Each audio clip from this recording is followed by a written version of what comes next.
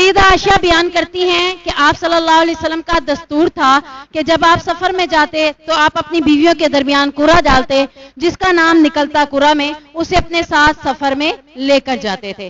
یعنی اتنی ساری بیویاں تھیں، کسی ایک کو اپنے ساتھ ضرور سفر میں لے کر جاتے تھے. حسب معمول ایک مرتبہ ایک لڑائی سے قبل آپ نے ہمارے درمیان قرعہ ڈالا تو قرعہ میں میرا نام نکل آیا اور میں نبی کریم صلی اللہ علیہ وسلم کے ساتھ چل پڑی. اس وقت پردے کا حکم نازل ہو چکا تھا. یعنی یہ جو لڑائی کے موقع پر حضرت عائشہ نبی کریم صلی اللہ علیہ وسلم کے ساتھ جا رہی ہیں تو اس وقت پردے کی آیات نازل ہو چکی تھی. تو باقاعدہ امہات المومنین اور صحابیات باقاعدہ پردہ کیا کرتی تھی. اب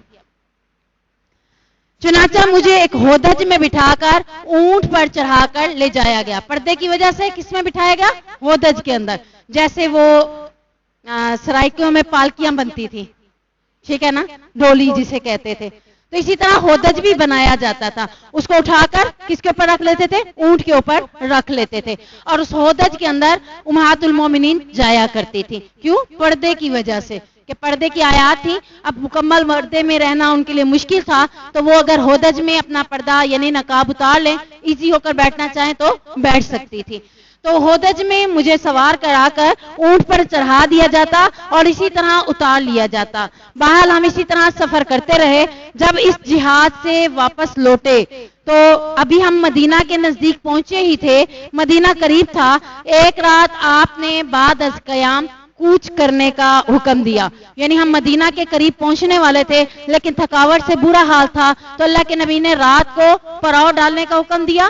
ہم لوگ رات کو سو گئے، یعنی وہیں جنگلوں میں خیمے لگائے اور سو گئے.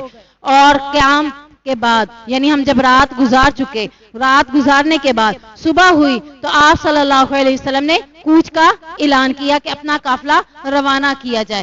سب نے اپنا اپنا سامان سمیٹا اور روانگی کے لیے تیار ہونے لگے.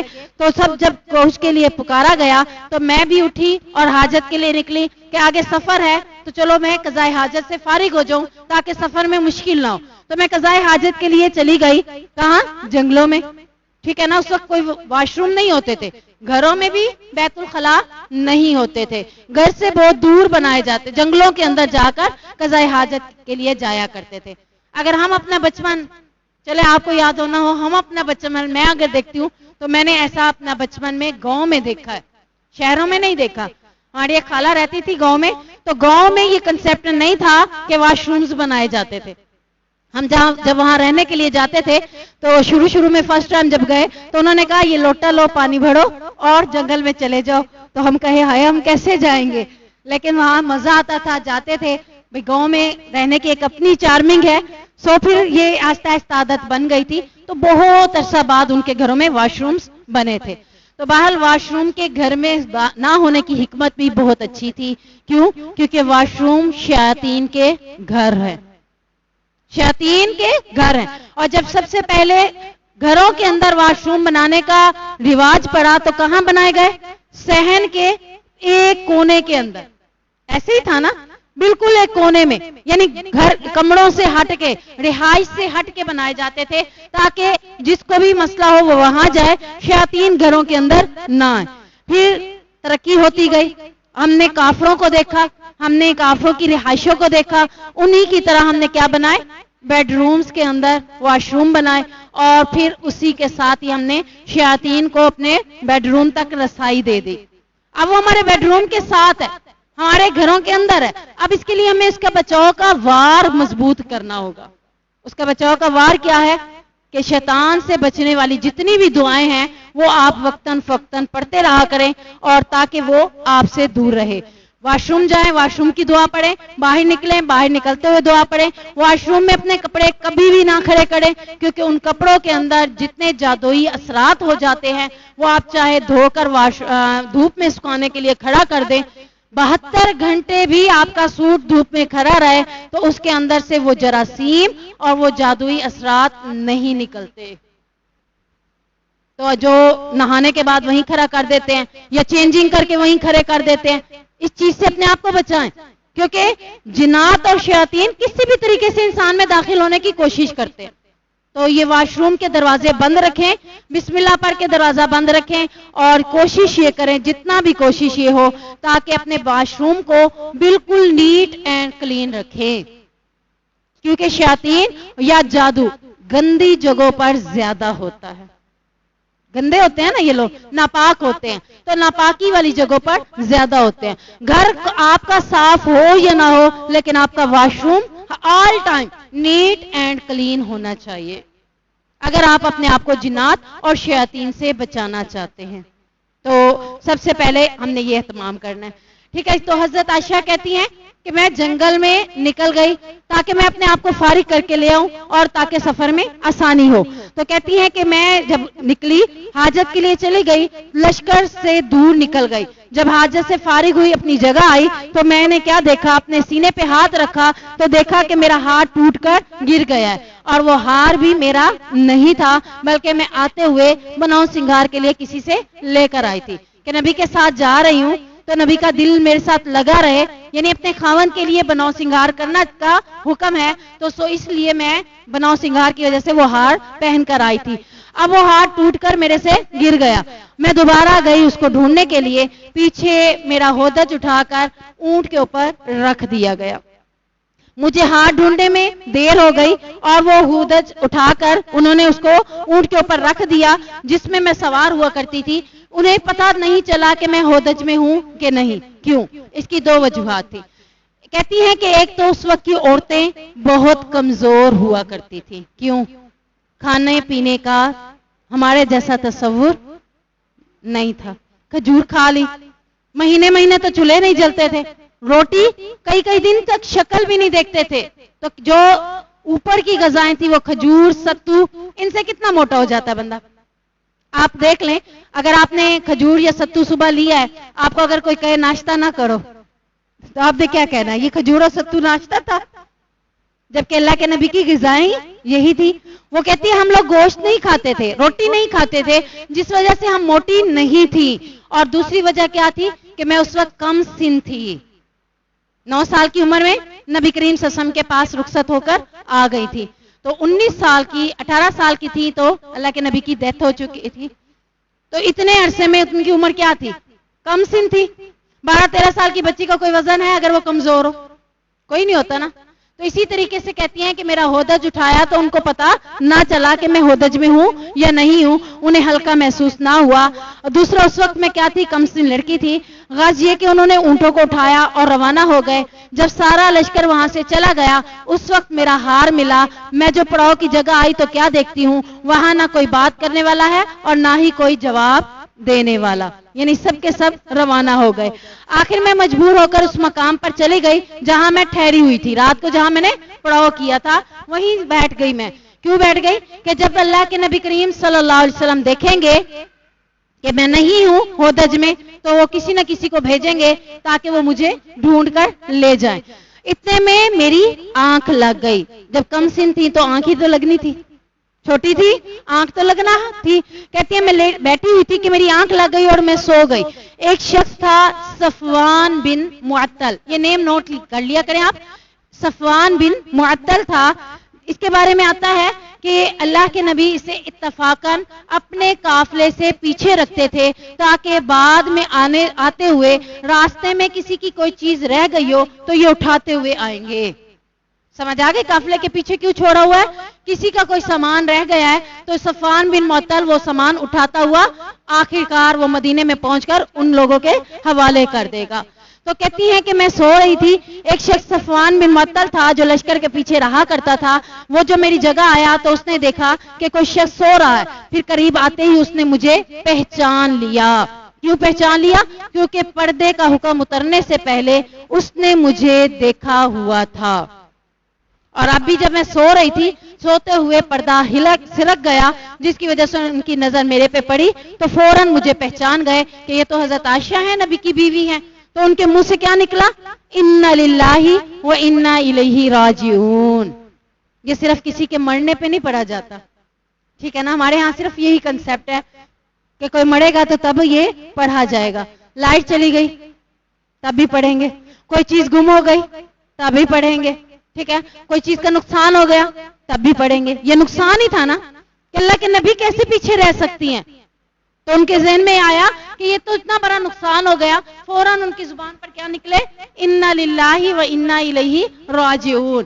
یہ الفاظ کہتی ہیں انہوں نے جیسے منہ سے ادا کیے میری آنکھ کھل گئی اور میں نے فوراً چادر سے اپنا منہ چھپا لیا. اللہ کی قسم نہ ہم دونوں نے کوئی بات کی نہ میں نے اس کے علاوہ کوئی بات صفوان بن معطل سے سنی. یعنی صرف یہی الفاظ تھے جو صفوان بن معطل نے اپنے منہ سے کہے تھے، اس کے بعد ہماری آپس میں کوئی بات چیت نہیں ہوئی تھی. اور اس کے بعد انہوں نے اپنا اونٹ بٹھا دیا اور میں اس اونٹ پر سوار ہو گئی اور وہ اونٹ کو آگے سے پکڑتے ہوئے چلتے رہے یہاں تک کہ ہم دونوں سخت گرمی کے وقت ٹھیک دوپہر کو اپنے لشکر میں جا پہنچے. پہلے تو وہ آہستہ آہستہ چلتے تھے لیکن اب حضرت عائشہ کی وجہ سے وہ تیزی سے بھگا کر لے کر لشکر میں ان کو پہنچا دیا. یعنی صبح وہ نکلا تھا لشکر، دوپہر کو جہاں لشکر نے قیام کیا ہوا تھا، پڑاؤ کیا یا تھوڑا ٹھہرنے کے لیے رکے تھے تو وہاں پر وہ پہنچ گئے. اس وقت لشکر کے لوگ آرام کے لیے پڑاؤ کیے ہوئے تھے. اب یہاں پہ ایک اور بات بھی سمجھ آتی ہے، وہ کیا؟ قیلولہ. دوپہر کے ٹائم قیلولہ نبی کریم صلی اللہ علیہ وسلم کی سنت ہے.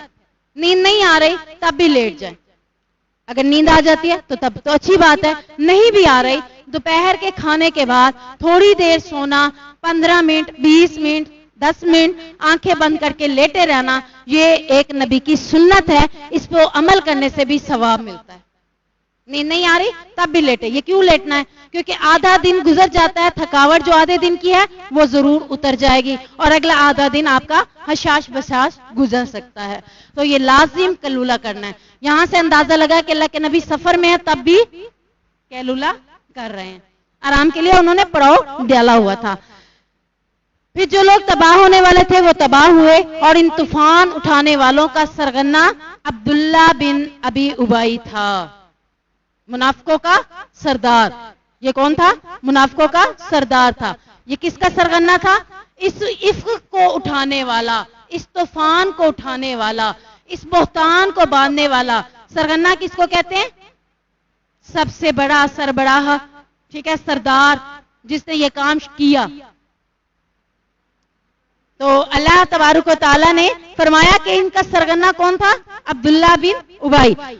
سیدہ عائشہ بیان کرتی ہیں کہ میں سفر سے مدینہ سے آئی واپس تو بیمار ہو گئی، تھکاوٹ بھی ہو گئی، بیماری ہو گئی اور بیماری اتنی طول پکڑ گئی کہ یہ بیماری 1 مہینہ تک چلتی رہی.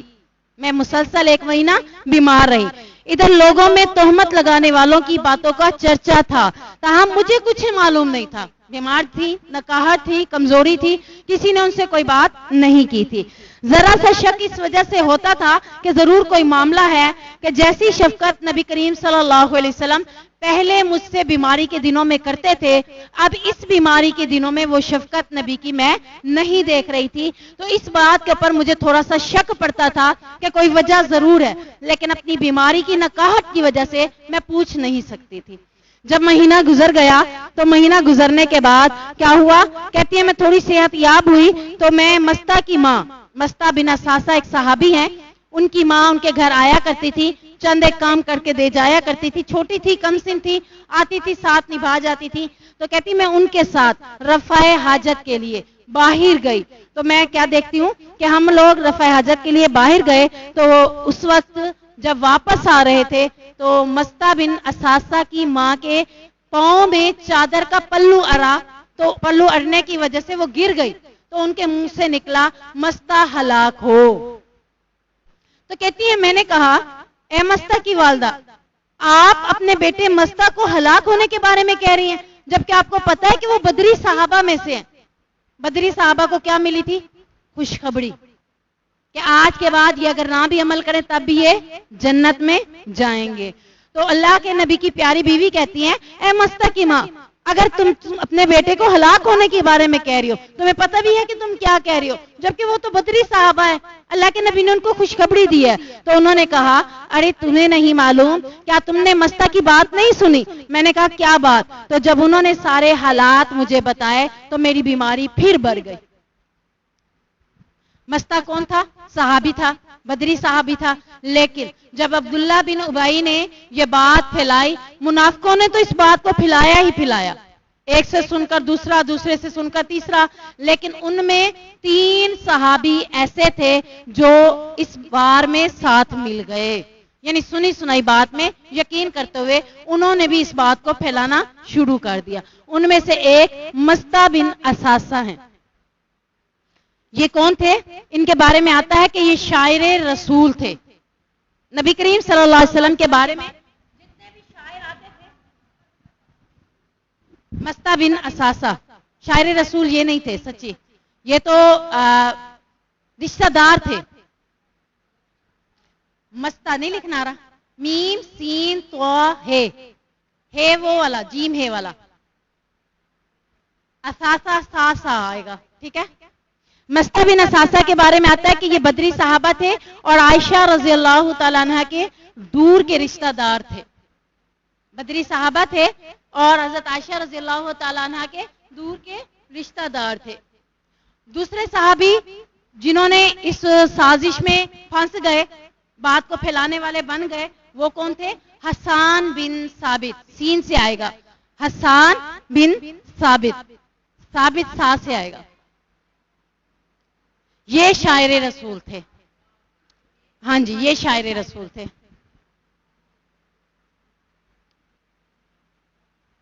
اللہ کے نبی کے پاس بہت بڑے بڑے شعراء آتے تھے، شعراء کو جواب شاعری میں دیا جاتا تھا، تو یہ نبی کریم صلی اللہ علیہ وسلم کی طرف سے شاعری کا جواب شاعری میں دیا کرتے تھے، اس لیے انہیں شاعر رسول کہا جاتا ہے۔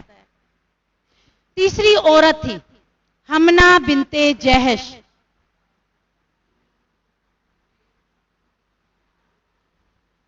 اساسہ ساسا، حسان بن ثابت سے لکھا دیتے، جہش، جہش قبیلے کا نام تھا، اس وجہ سے ان کا نام حمنہ بنت جہش پڑا۔ یہ ام المومنین حضرت زینب کی بہن تھی۔ دیکھیں تینوں قریبی لوگ تھے جو کہ اس سازش میں نبی کریم صلی اللہ علیہ وسلم کے بیوی کی سازش میں پھنس گئے تھے۔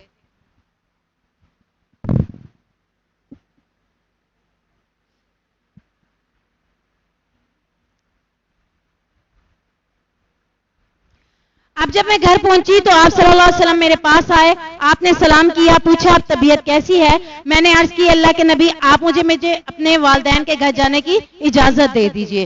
کس لیے اجازت لے رہی ہیں؟ ایک بیمار ہیں، اوپر سے دکھی ہیں، جا کر اپنی والدہ سے سارا مسئلہ پوچھنا چاہ رہی تھی۔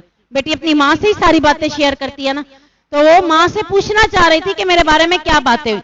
جب نبی نے نہیں بتایا تو انہوں نے نبی سے پوچھا ہی نہیں۔ کہتی ہے کہ آپ مجھے اجازت دیجئے اگر میں اپنے والدین کے گھر میں چلی جاؤں، میری نیت یہ تھی کہ میں ان کے پاس جا کر اس خبر کی تصدیق کروں گی۔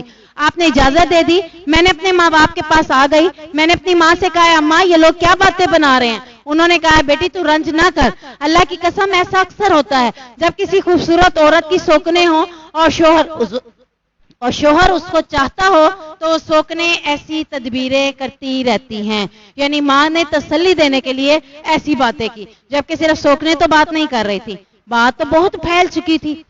1 مہینہ تک یہ بات پوری گردش کرتی رہی، مہینہ بعد گردش کرتے رہنا، حالات کیا ہوں گے؟ نبی کی کیفیت کیا ہوگی؟ نبی کس قدر پریشانی میں 2-4 ہوں گے، اور ان کی وہ بیوی جو ان کی لاڈلی تھی، پیاری تھی، جو انہیں ہر دل عزیز تھی، اس کے حوالے سے باتیں ہو رہی تھی، تو بہت زیادہ پریشان حال تھے۔ تو انہوں نے کہا یہ ایسا ہوتا رہتا ہے۔ میں نے کہا سبحان اللہ، کیا لوگ ایسی باتیں بھی منہ سے نکالتے رہتے ہیں؟ کہتی ہیں کہ وہ ساری رات میری روتے ہوئے گزری، صبح تک میرے آنسو نہ تھمے۔ بات تو اب انہیں پتہ چلی تھی۔ اب جس کے بارے میں معاملہ ہو اس سے جب پتہ چلے اس کی تو کیفیت آٹومیٹکلی ایسی ہوگی کہ پوری رات مجھے ایک دفعہ بھی آنکھ نہ لگی اور میری پوری رات روتے ہوئے گزری، یہاں تک کہ اگلا دن ہو گیا اور اگلا دن بھی میرا روتا ہوا گزرا، اور پھر رات آ گئی اور پھر میں نے رات کو روتے ہوئے گزاری، یعنی 2 راتیں اور 1 دن روتے روتے گزر گیا۔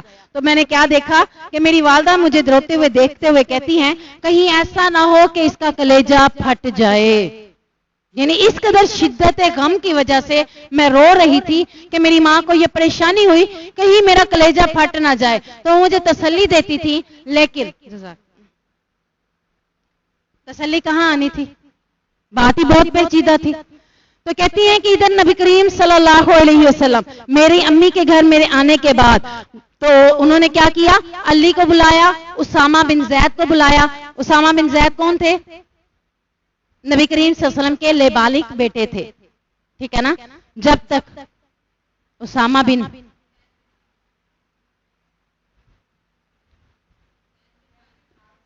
زید بن محمد تھا، نام ان کا زید بن محمد، ہاں جی، زید بن حارث، زید بن محمد، ٹھیک ہے نا، زید بن محمد کے نام سے پکارے جاتے تھے۔ اسامہ بن زید کے بارے میں آتا ہے کہ یہ وہ صحابی تھے جنہوں نے نبی کریم صلی اللہ علیہ وسلم پر بچپن میں سب سے پہلے ایمان قبول کیا تھا، اسامہ بن زید۔ تو انہوں نے ان دونوں کو بلایا کہ یہ دو کیا کہتے ہیں۔ حضرت علی کون تھے؟ داماد بھی تھے اور چچا کے بیٹے بھی تھے۔ تو ان سے پوچھا کہ آپ ان کے بارے میں کیا کہتے ہیں۔ اب یہ بھی ایک کوشچن ہے، دیکھ لیں۔ حضرت علی سے پوچھا، اسامہ بن زید سے پوچھا، اور حضرت علی نے مزید ایک عورت کا مشورہ دیا، وہ کون تھی؟ بریرہ لونڈی۔ ان تین سے پوچھا تھا۔ اسامہ سے پوچھا، اسامہ نے کیا کہا؟ کہتے ہیں کہ میں نے ان سے پوچھا تو انہوں نے اپنی بیوی کو چھوڑنے کے سلسلے میں مشورہ لیا، تو اسامہ نے رسول اللہ صلی اللہ علیہ وسلم کو وہی مشورہ دیا جو وہ جانتے تھے۔ وہ کیا کہتے ہیں کہ وہ حضرت عائشہ ایسی باتوں سے پاک ہے، وہ ایسا کام نہیں کر سکتی۔ پھر وہ یہ بھی جانتے تھے کہ آپ صلی اللہ علیہ وسلم کا ان سے کتنا تعلق خاطر ہے۔ انہوں نے عرض کی، اللہ کے رسول وہ آپ کی بیوی ہیں، ہم ان کو نیک سمجھتے ہیں، ہم انہیں ایسا نہیں سمجھتے۔ پھر حضرت علی سے پوچھا تو حضرت علی نے کہا، اللہ کے رسول، اللہ نے آپ پر عورتوں کی تنگی نہیں رکھی، آپ کے پاس بہت سی عورتیں ہیں اور بہت سی عورتیں آپ کی بیویاں بھی ہیں، لیکن آپ ذرا لونڈی بریرہ سے پوچھئے تو صحیح کہ وہ کیا کہتی ہیں اس بارے میں۔ تو انہوں نے بریرہ کو بلایا۔ بریرہ نے کہا کہ حضرت عائشہ کے اندر میں نے ایسی کوئی بات نہیں دیکھی، وہ پاک دامن ہے، میں نے کبھی ایسا کوئی معاملہ ہی نہیں دیکھا سوائے ایک بات کے۔ اللہ کے نبی نے پوچھا وہ کیا؟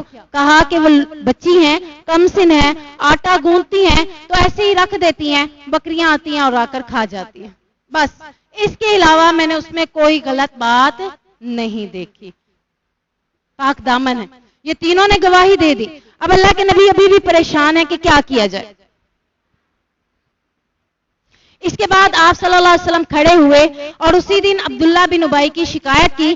آپ ممبر پر چڑھے اور فرمایا، اے مسلمانوں کے گروہ، کون آپ میں سے وہ شخص ہے جو عبداللہ بن ابی کے معاملے میں میری مدد کرے کہ عبداللہ بن ابی کی سازشیں میرے گھر تک پہنچ گئی ہیں۔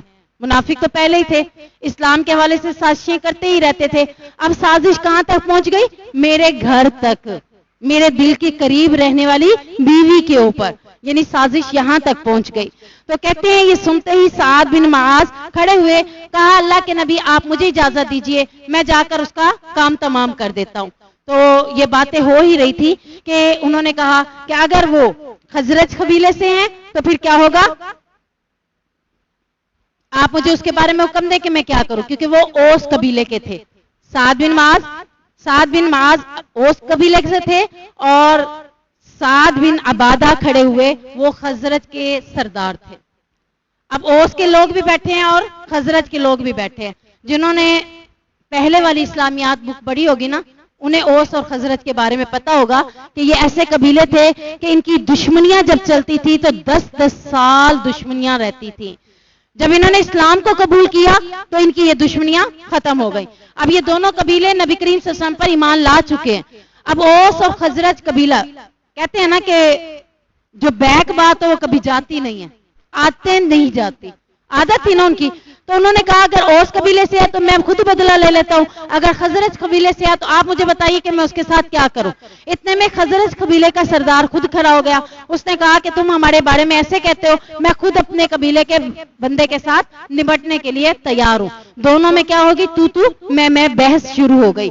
تو اللہ کے نبی کریم صلی اللہ علیہ وسلم نے دونوں کو کہا دونوں بیٹھ جاؤ، دونوں تم میں سے کوئی بھی کوئی معاملہ نہ کرے، کیونکہ میں عبداللہ بن ابی کو ابھی قتل نہیں کروانا چاہتا۔ کیوں؟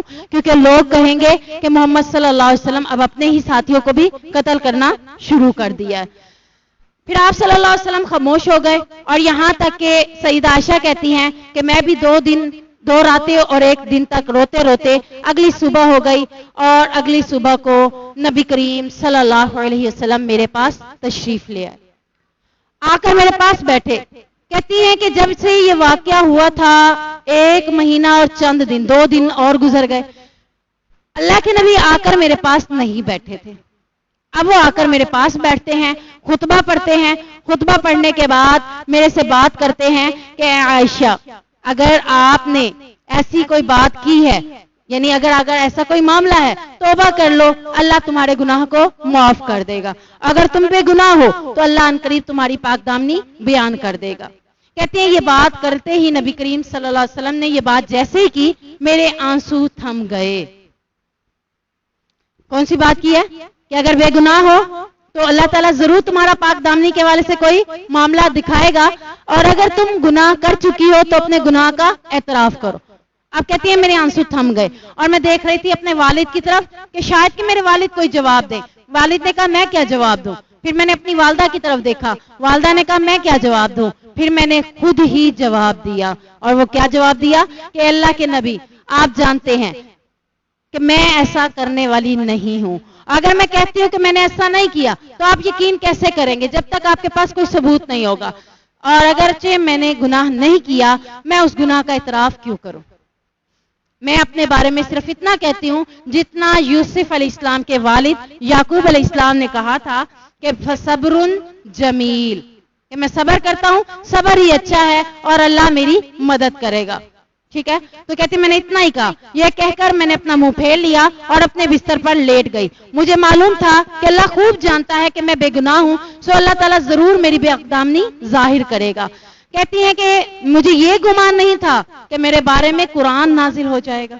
मुझे ये था कि अल्लाह के नबी को कोई ख्वाब दिखाया जाएगा जिसमें मेरी सच्चाई बयान कर दी जाएगी। लेकिन अभी अल्लाह के नबी वहां से उठे ही नहीं थे और उस कमरे से कोई फर्द बाहर गया नहीं था कि अल्लाह के नबी पर वही की कैफियत तारी होना शुरू हो गई।